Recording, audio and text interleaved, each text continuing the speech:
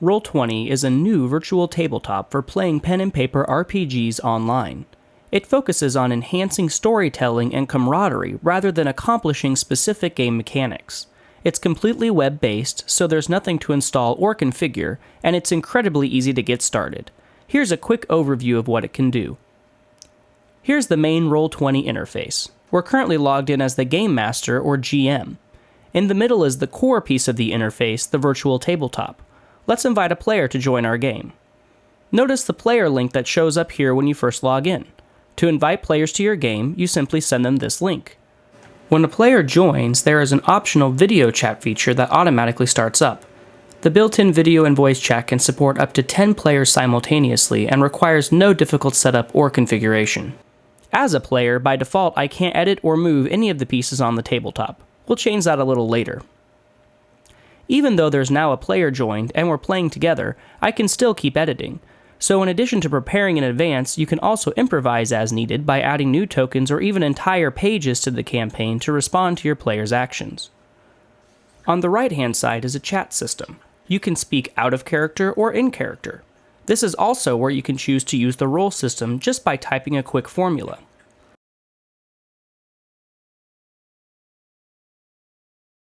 There's also full support for whispering to other players or the GM. All of the chat is persistent between play sessions, so you can always review what's happened previously.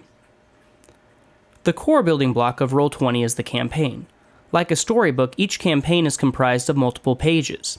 The pages can be anything you want, but usually they'll be either an image, like a map or a portrait of a major NPC, or the page will represent an encounter with a map and tokens, just like a real tabletop. As the GM, you can switch between pages at any time. The page that the players are on, though, is represented by the player bookmark. Just move it to any page, and the players in the game automatically switch to that page. So a typical play session starts on a page, you do the encounter or talk to the NPC, then move the players to the next page, and so on.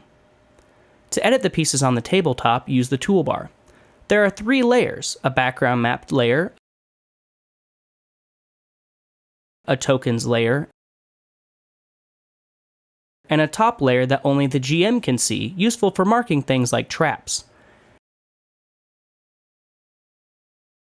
Everything you can do on the tabletop, like moving or resizing a token, is immediately broadcast to all the players in real time.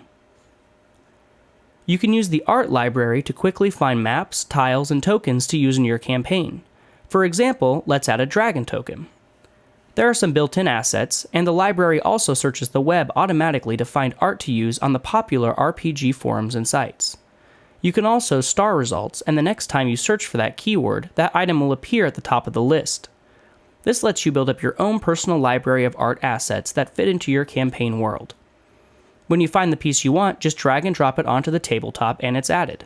Since we're on the tokens layer, it's added as a token. You can, of course, upload your own custom art that you've created or downloaded just by dragging and dropping it from your desktop onto the tabletop.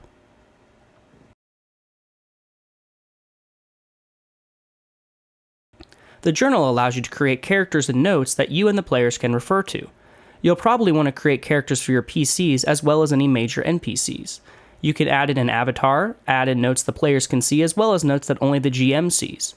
You might put a description of what the character is like, and maybe in the GM field, what's in their inventory or what interactions the PCs have had with that NPC in the past. By default, only the GM sees the characters, but you could easily add them to the players' journals as well by typing their name. Finally, you can choose to give a player the ability to control any tokens that are represented by this character on the tabletop, which you'll want to do for your player characters. The tokens on the tabletop have a number of settings you can change to customize their behavior. You can designate that a token represents a character from the Journal tab, which is how you let your PCs control the tokens that represent their characters on each page.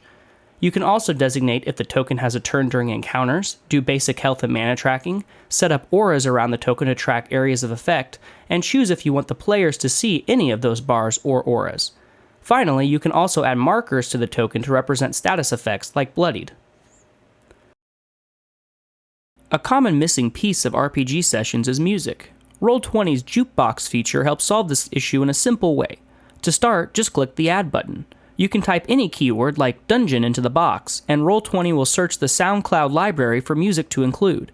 We've also set up some filtering in the background that tries to find music that's appropriate for use as background music. You can preview the track. When you find one you like, just click Add, and it gets added to your jukebox. Now, when you play the track, all of the players will hear it playing as well. You can also control the volume to make it fade into the background, or surge to be the focal point. And you can also play multiple tracks at once.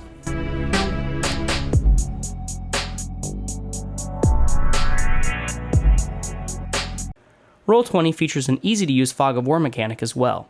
Just turn it on for any page, and by default the entire page is hidden from players, represented by this semi-opaque overlay, which appears completely opaque to players.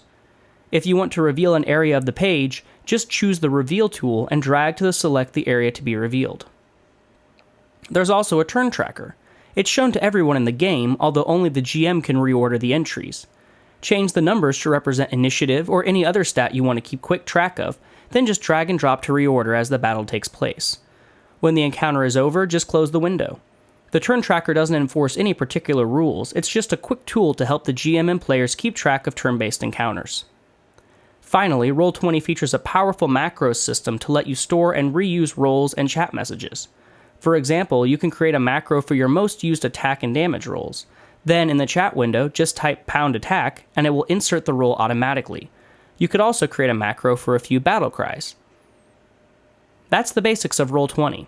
As long as this video is, there's still a lot more to talk about, and we'll be adding more videos to explain each part in further detail. Thanks for watching.